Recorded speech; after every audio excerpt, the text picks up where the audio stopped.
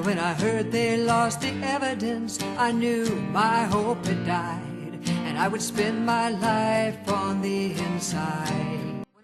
Using music to tell a story. That's the premise behind Life 2020. Music inspired by one man's story. Welcome back to the program.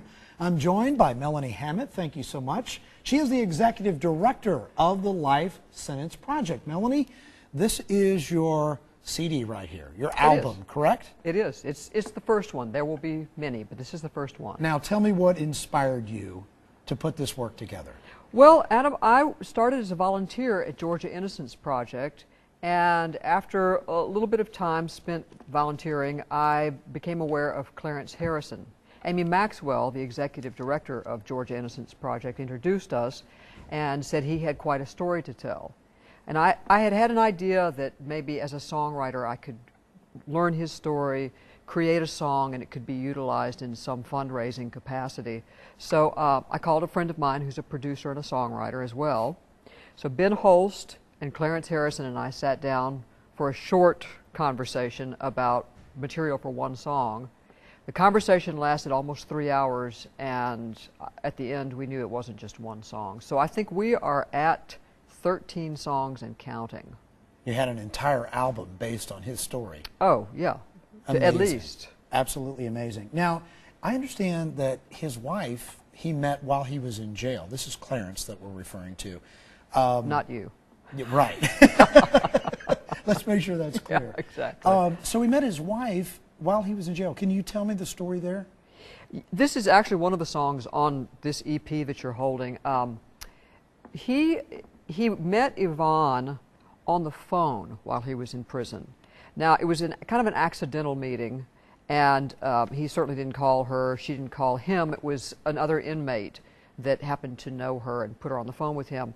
And so over time, they communicated, and eventually she asked him what he was serving time for. And he said, "I'm not going to tell you, I'm going to send you my trial transcripts."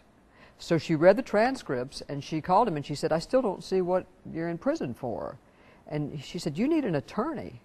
And he said, "I know I need an attorney." And she said, "Well, you know what? I'm gonna get a job and get you an attorney." And at that time, she was already working 2 jobs. Wow. So she got a 3rd job washing dishes, and she was able to get him an attorney who determined that the DNA evidence that he thought had been destroyed had actually only been lost. So a flicker of hope there. And then Yvonne found out about this newly established agency called the Georgia Innocence Project. And she said, "Clarence, you need to contact these folks." Mm-hmm. And he did, and as he just said, he was the first man to be exonerated by the Georgia Innocence Project. It's like a modern day story of David versus Goliath. It is. Here, It absolutely is. You have someone that has been imprisoned, and they, are going up against Goliath to try to prove their innocence. That's right. And so that's why I presume you're so involved in the Georgia Innocence Project and the message and the mission that it instills. I am, and Clarence will tell you this music may be his story, but it's also the story of a lot of men and women who are wrongfully incarcerated right now. And that is really the larger point, is to tell Clarence's story as a starting point or an entry point for caring about this issue and driving funding for this agency. This is only a 6-song EP, and the thing that is exciting about this is it has snippets of Clarence telling his story. There are little sound bites of Clarence talking about the next song or things that the song means to him. So it's really, you really get a feel for this man out of this music and his storytelling on the CD itself. Melanie, what would you say your favorite song on the album is? My favorite song. My favorite song is usually whatever song Clarence's favorite song is, because I get a big kick out of what he likes. He actually said yesterday that he loves Big Black Truck because it brings him joy. He loves She Put the Light Back In because it reminds him of what his wife did for him. And he loves Mama's Face because it connects him with his mother, who he lost while he was in prison. So those are at least 3 songs that are favorites. But I'm going to probably sing one a little later on the program today called Only God Knows That. And that's one I particularly like because Clarence and I are similar age. And we both have some of the same questions about life and where we go from here.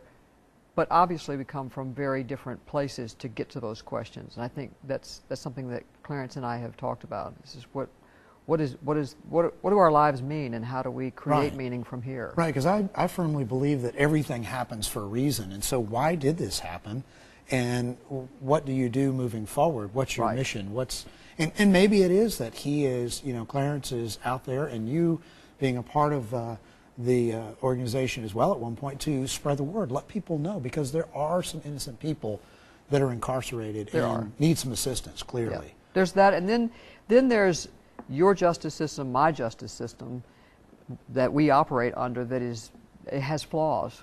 So it's the men and the women who are innocent that are serving time. It's also the justice system that we all live with that needs some recalibration. So you met for 3 hours to discuss this album. How long did it take you to put it together? Well, here's the thing about Clarence Harrison. I thought, okay, I've got, at that point, I think, 8 songs. I'm done. That's plenty of songs. And then he says something that's unbelievably poetic or interesting, or a window into a whole story I hadn't heard. Okay, well, here's another song. Well, I'm telling you, the last song I think I wrote was just this past October or November. I thought I was done. But Clarence cannot help but say something that is really important to put into the message. He can't help himself. Melanie Hammett, thank you. And you brought your guitar. I did. So you don't want to miss this coming up after the break. The Life Sentence Project is performing a concert on April 5th. It's at the Emory Presbyterian Church at 7 o'clock. And if you can't make it to that concert, you can purchase the album on iTunes. The name of the album again, Life 2020. Come back after the break. You're going to hear a cut from that album on Public Affairs on Peach.